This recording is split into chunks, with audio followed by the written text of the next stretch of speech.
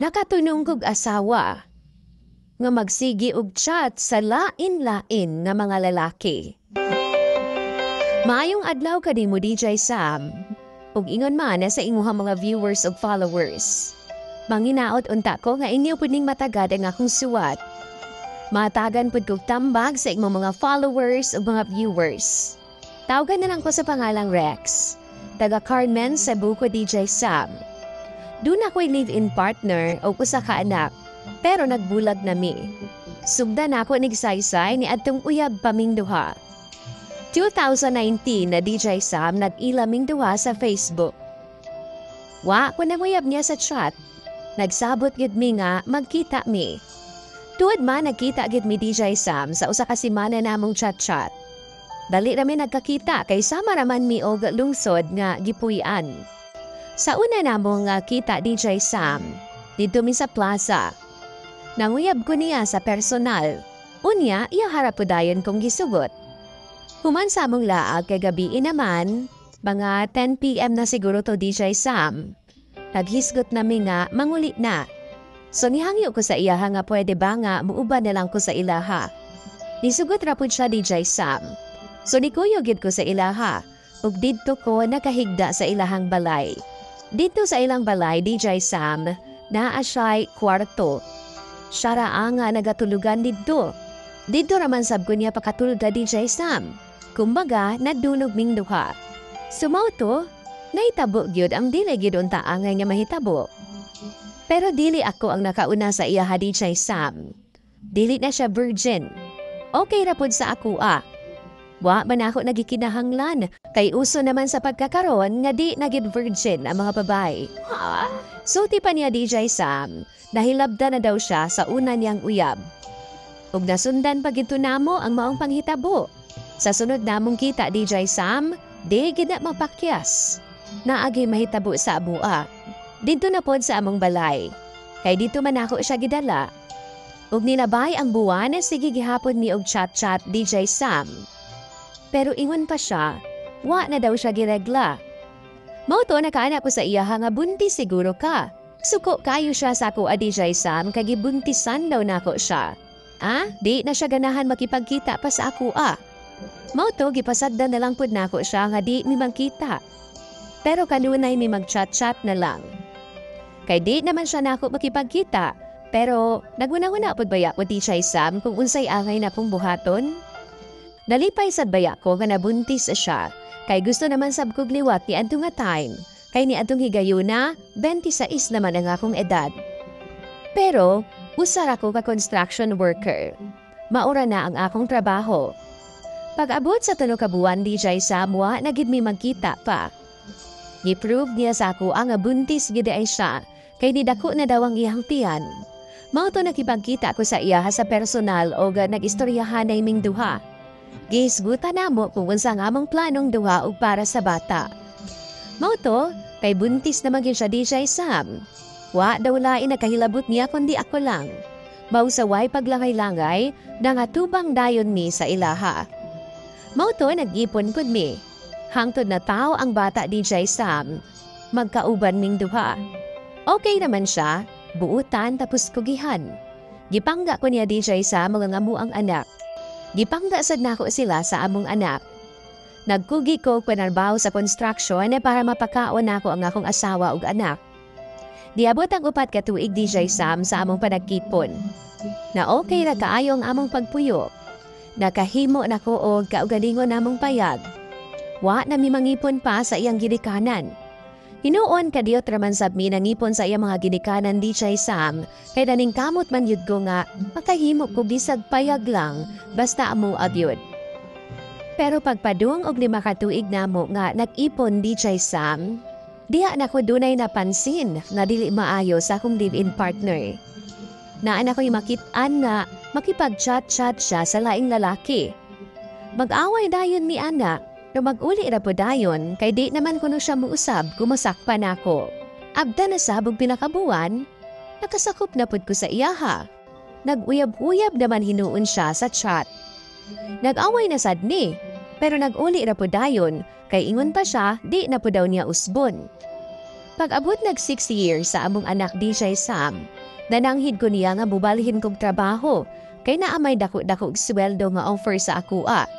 Kaso, sinima na ang akong pag-uli. Okay ra pud sa iya ha. Pero naunsa ba hinong pagkaunsa a DJ Sam? Nahapit naman nang kada uli nako, makasakop nako nga naa na pud siya laing katsyat nga lalaki. Hangtod ni abot ang higayon DJ Sam nga naupos na gid ang akong pailog. Tungod sa akong nabasahan na DJ Sam nga chat nila, ug nahibaw-an pagid nako nga kaila ra pud nako ang lalaki kay silingan ra man namo. Nalaparuhan gid nako nga akong asawa DJ Sam. Mao to ning layas pud siya sa amua. Nilakaw siya gabiing dako ug gibilin ra niya ang bata. Pagkaugma, iyang gikuha ang bata ug iyang mga gamit. Ana pa siya sa kuha DJ Sam nga magbuwag na daw mi. Wa na lang pud kumitingog. Kaysa akong kaugalingon naka-realize pud ko nga di sad maayo nga akong gibuhat kay gipasakitan man ako siya. Mao to nagbuwag gid mi. Iya lang kong giingnan na magsuporta lang daw ko sa among anak. Pero DJ Sam, magul-anon kaayo ko human siya nibiya na ako. Di na ako kaya. Siguro gugmaan yun kaayo ko sa iya ha, maong ingon ani ang akong gibati. Di manong tagwapa kaayo nga akong ka-live-in na DJ Sam. Morenahon siya og panit. Di siya itom, di po siya puti. Mas puti pagani ko niya og pamanit kay putiun man ko nga pagkalalaki. Maghilak na ko kada gabi DJ Sam. Guol kaayo ko og nasakitan kaayo ko sa iyang gibuhat. Halos kada gabi motuno gid ang akong luha. Lalaki man tuod ko pero ang kuno nako nga mohilak jud ko. Ug bisan buwag na mi, gakita gihapon mi kada semana kay para maghatag kog suporta sa akong anak. Mao to DJ Sam, murag di man jud ako kaya. Namawa siya, mong nihangyo ko nga makipagbalik sa iya ha. Nisugot ra pud siya DJ Sam nga magbalik ni. Kay love pa man pud daw ko niya. Nakigbuwag lang daw siya nako kay nakapasakit daw ko niya. Mao to nagbalik mi DJ Sam. Og dito na mi puyo sa ilang lugar kay naaman mi kapuy-an dito kay naaman pud mi natukod nga gamayng payag. Napud mi payag sa among lugar. Depende ra kung asa mi mo puyo. Abi na mo og okay na. Abi na ako og plaster og maayo na among panagbalik DJ Sam. Apan sa dihang pag-abot sa 2 ka buwan, nakasakop naman pud ko niya nga doon na pud siya'y katsyat nga laing lalaki. Kay ug muuli ko DJ Sam, kuhaon gid nako na iyang cellphone. Nag-away mi, pero gauli ra pud dayon. Pag last ani DJ Sam, nagkabuwag na pud mi kay gipangitaan ko niyag bikil. Nitrabaho na siya DJ Sam ug wa magpahibaw nako. Nananghid siya nga wa na, nag-duty na siya. Ang akong ikalagutan ato, kay wa ko niya gipahibaw. Namutrabaho na di ay siya. Og naingnan nako siya DJ Sam nga wa naman siya respeto sa akua. Didto ni samot siya kalagot. Nakigbuwag na siya nako. Kay wa daw siya makagusto nako. Ako siyang giingnan DJ Sam, huwata lang ko nga muuli. Kay mag-istoryahan ay tagtarong. Og wa kay gusto nako, personal ako og istorya. Tuod man DJ Sam, iya kong gipaabot pagkasunod adlaw mi uli ko. Og iya jud kong istoryahan nga magbuwag na daw mi kay wa na daw siya gusto nako. Nasakitan jud ko DJ Sam kay sa kadugay namong panag-ipon kanto pa siya nilitok nga wa na daw siya gusto nako. Niulit jud ko sa amua, dala ang ako mga sinina kay gipugos man ko niya sa pagpapauli. Gibunog ko niya DJ Sam, iya kong gipatid-patiran o gibunal-bunalan og kahoy o giguyod ko niya pagawas sa among balay. Nagisi bang gani ang akong sinina tungod sa pagguyod niya nako? Wa gid ko ni sukol atong higayuna. Kay naanad daman ko nga di na gid ko mo pasakit sa iya ha. Di na ako kayang pasakitan siya pag-usap DJ Sam. Maong nilikay na lang ko. Pero para nako, di maya gid ko gusto nga bulakaw atong higayuna kay maluoy ko sa among anak. Di ko gusto nga broken family ni. Napugos na lang jud ko na muuli sa amo DJ Sam kay siya man mismo ang nanghipo sa tanan akong mga gamit. Mao to pagkaugma ana ning lakaw nako.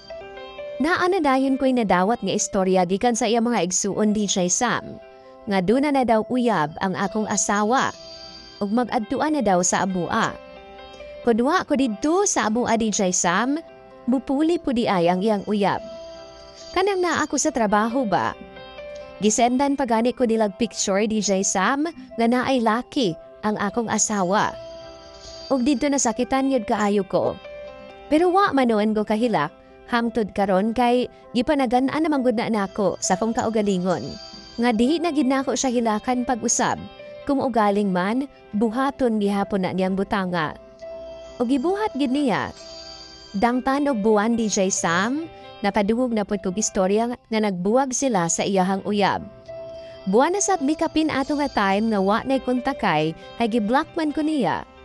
Pero permi gihapon ko mag-adtuan sa ila kada semana. Kay naaman dito ang among anak. Dito sa iyang igsuon ang nagbantay DJ Sam. Muadto ko kung wa dito ang akong ex, kay nagtrabaho man siya. Ug usa kay gayon ni ana DJ Sam. Unsay nasud sa akong hunahuna.